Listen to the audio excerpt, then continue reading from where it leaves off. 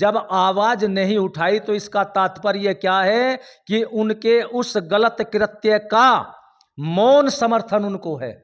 धोखा देने वाले को 420 धारा के अंतर्गत जेल के अंदर डाल देना चाहिए कानून को। जो हिंदुओं का नाम, हिंदुओं के देवी देवताओं का नाम अपने खाद्य दुकान पर लगा रहा है, वो धोखाधड़ी सनातन धर्म के लोगों को देने के लिए लगा रहा है, वास्तविक नहीं है।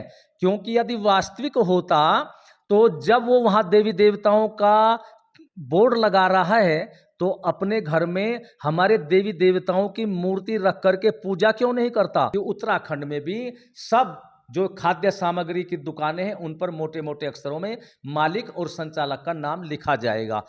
अपनी दुकान पर, अपने होटल ढाबे पर, खाद्य सामग्री की दुकान पर मोटे अक्षरों में मालिक और संचालक का नाम लिखा जाएगा और जो कर्मचारी वहां कार्य करते हैं उनका भी नाम लिखा जाएगा।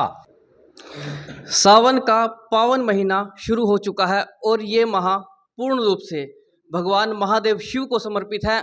और जो भगवान शिव को समर्पित है उनके भक्त वो इन दिनों भगवान की कावड़ लेकर आते हैं और जल चढ़ाकर आते हैं हरिद्वार में या जहाँ भी भगवान शिव की मान्यता है, चाहे वे ज्योतिर्लिंग हो या कोई भी स्थान हो। लेकिन अक्सर हम कुछ वीडियोस देखते हैं जो वायरल होते हैं जिनमें कई जगह पर खाने पर कोई थूकता हुआ दिखाई देता है या कुछ ऐसी हरकत करता हुआ दिखाई देता है जो कि मान्य नहीं है। तो बहुत सी ऐसी समस्याएं आई जिनको लेकर समाधान की बात की गई और इस बार इन चीज़ों को ध्यान में रखते हुए या इससे जुड़ी हुई बातों को ध्यान में रखते हुए कि कहीं कांवड़ियों को किसी प्रकार की ऐसी समस्याओं का सामना ना करना पड़े, इसके लिए एक महान परिश्रम, एक महान पुरुषार्थ किया गया इन सब चीज़ों को रोकने के लिए। जिसके बाद ये तस्वीरें सामने आ रही हैं जहां फल विक्रेताओं, दुकानदारों, होटल और ढाबा मालिकों की दुकान पर उनके नाम लिखे जा रहे हैं कि इसका मालिक वास्तविकता में कौन है।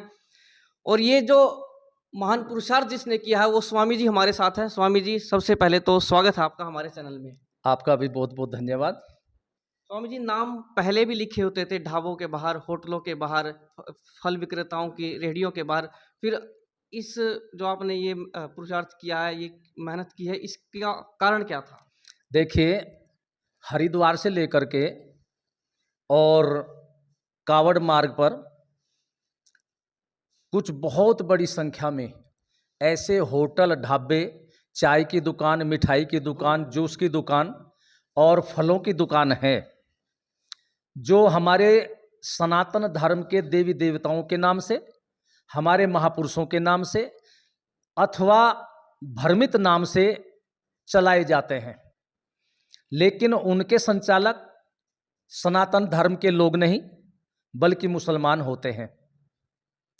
और जैसा कि मीडिया के माध्यम से जानकारी होती रहती है, समाचार पत्रों में छपता रहता है कि मुसलमान हिंदुओं के खाने के सामान में थूकने का, मूत्र करने का, गौमांस मिलाने का कार्य करते रहते हैं।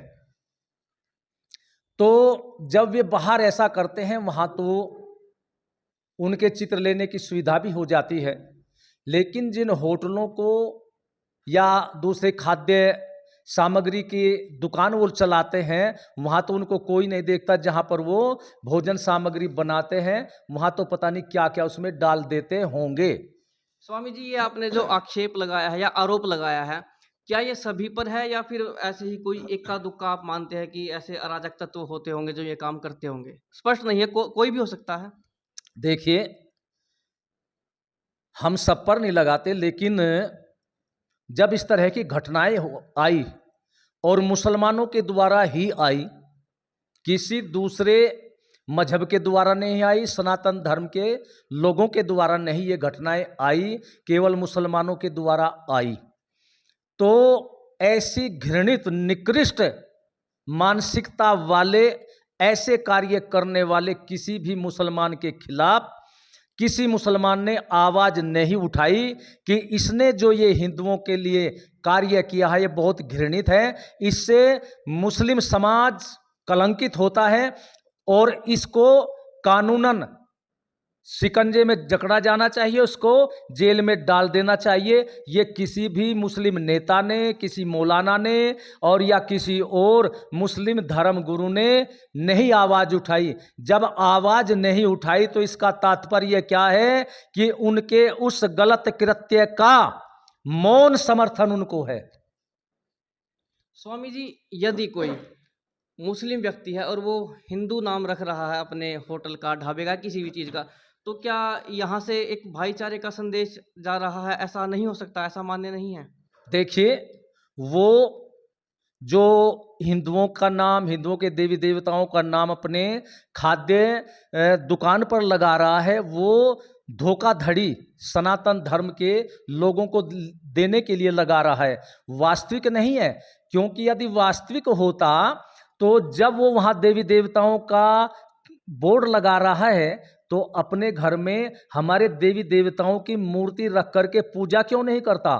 और हिंदू बस्ती में वो हमारे देवी देवताओं महापुरुषों का बोर्ड लगा करके तो दुकान करता है, लेकिन जब वही दुकान वो मुस्लिम बस्ती में करता है तो वहां पर वो मुस्लिम नाम से, अपने मजहब के नाम से अपने होटल ढाबे, चाय की दुकान, मिठाई की दुकान और फलों की जूस की दुकान पर वो बोर्ड लगाता है, तो ये उसका समाज को धोखा देने का ही कार्य है। और जो लोग धोखा दें, धोखा देने वाले को 420 धारा के अंतर्गत जेल के अंदर डाल देना चाहिए, कानून के अंतर्गत।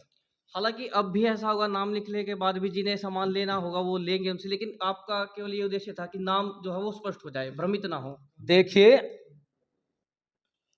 देखिए, जब नाम लिखा गया और नाम लिखने पर सामान लेने वाले को सीधा सीधा ही दिखा देगा कि भाई मैं किस दुकान से सामान ले रहा हूं, इस दुकान का मालिक कौन है, बेचने वाले कौन है। और यदि वो फिर भी ऐसी जगह से लेता है, ये उसके ऊपर आधारित है। लेकिन कोई भी जो शाकाहारी है, शुद्ध भोजन करने वाला है, ऐसे किसी भी विक्रेता के पास से वो सामान नहीं खरीदेगा जो हिंदुओं को अशुद्ध आहार देने के लिए हर समय तिगड़मबाजी करता रहता है। फिर आपने इसके लिए क्या रूपरेखा तैयार की? किसके पास आप गए? कानूनन आपने कैसे सहायता ली इसके लिए? देखिए, हमने पिछले वर्ष आवाज उठाई और केवल उत्तर प्रदेश के जनपद मुजफ्फरनगर में ही आवाज उठाई, और आवाज उठा करके हमने जब एक आंदोलन के रूप देने का प्रयत्न किया तो पुलिस प्रशासन मुजफ्फरनगर का वो सक्रिय हुआ और वो हमारे पास आया, तो हमने अपनी बात रखी, उनको हमारी बात अच्छी लगी। तो पिछले वर्ष कावड़ के समय उन्होंने मुजफ्फरनगर के जितने भी होटल, ढाबे, चाय की दुकान, मिठाई की दुकान और जूस की दुकान, फलों की दुकान है, वो सारी मुसलमानों की सील कर दी थी। और अब इस वर्ष हमने आवाज़ उठाई तो अब ये निर्णय लिया गया कि जितने भी इस तरह के होटल, ढाबे हैं, कोई भी मुसलमान हिंदुओं के देवी देवताओं के नाम का बोर्ड का प्रयोग नहीं करेगा और अपनी दुकान पर, अपने होटल ढाबे पर, खाद्य सामग्री की दुकान पर मोटे अक्षरों में मालिक और संचालक का नाम लिखा जाएगा और जो कर्मचारी वहां कार्य करते हैं उनका भी नाम लिखा जाएगा। ये वहां पर हो गया। और जब हमने अपनी ये बात उत्तर प्रदेश के मुख्यमंत्री योगी आदित्यनाथ जी को दी, फोन किया, हमने अपनी बात रखी तो उनकी बात हमारी बात उनकी समझ में आ गई। तो उन्होंने थोड़ी देर में, यानी 2 घंटे के अंतर डीआईजी का आदेश आया कि सहारनपुर, शामली और मुजफ्फरनगर तीनों जिलों में ये लागू रहेगा। और फिर उसके 3 घंटे के बाद मुख्यमंत्री योगी आदित्यनाथ जी का आदेश आ गया कि पूरे ही उत्तर प्रदेश में ये लागू होगा कि जिसकी भी दुकान होगी खाद्य सामग्री की, वो उसका मालिक और संचालक का नाम मोटे अक्षरों में लिखा जाएगा। यदि नहीं लिखेगा तो कानून के शिकंजे में उसको जकड़ा जाएगा। और हमने उत्तराखंड के मुख्यमंत्री श्री धामी जी को पत्र लिखा और 2 प्रेस वार्ता की हरिद्वार और रुड़की के अंदर। तो उनको भी हमारी बात अच्छी लगी, तो उन्होंने भी घोषणा कर दी कि उत्तराखंड में भी सब जो खाद्य सामग्री की दुकानें हैं उन पर मोटे मोटे अक्षरों में मालिक और संचालक का नाम लिखा जाएगा। तो आज हम अपने इस हरियाणा प्रांत के पानीपत शहर में आए हैं और यहाँ के पुलिस प्रशासन से भी हमारा कहना है कि आप लोग भी निर्देश करें कि पानीपत के अंदर पूरे जिले के अंदर जो भी इस तरह की खाद्य पदार्थ की दुकानें, होटल आदि उन पर मोटे अक्षरों में लिखा जाना चाहिए नाम, चाहे वो किसी भी धर्म, किसी भी जाति का हो, सबके, हिंदू हो या मुसलमान, सबके लिखे जाने चाहिए। स्वामी जी, और आपके इस काम में किसी ने और इसके साथ मैं अपने जो हरियाणा के मुख्यमंत्री हैं, बड़े न्यायप्रिय हैं, नायब सैनी जी, उनसे भी प्रार्थना करता हूं कि ये केवल पानीपत की ही समस्या नहीं, पूरे हरियाणा की समस्या है। पूरे हरियाणा के अंदर वो भी उत्तर प्रदेश और उत्तराखंड की तरह लागू कर दें।